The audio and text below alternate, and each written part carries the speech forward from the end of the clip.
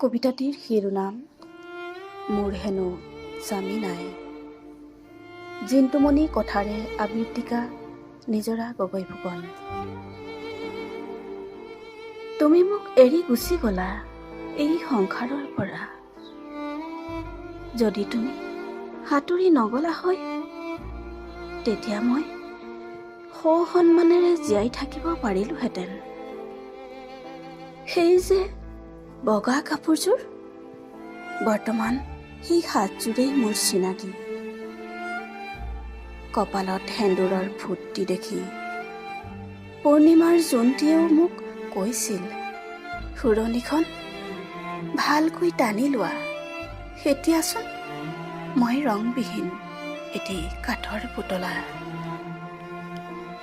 তাত ৰং বোলাব লাগিলে হাজাৰ বাধাৰ অতিক্ৰম কৰিব লাগিব।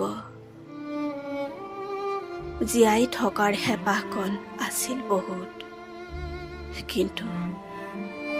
কিন্তু কাল অমানিশাই মোৰ জীৱনৰ ৰঙেই সলনি কৰিলে।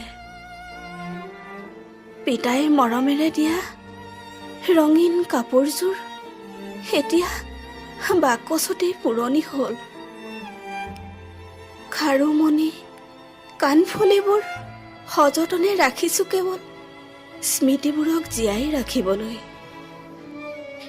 সপোনত আহিবা এদিন, মনৰ কথা পাতিম প্ৰাণ খুলি।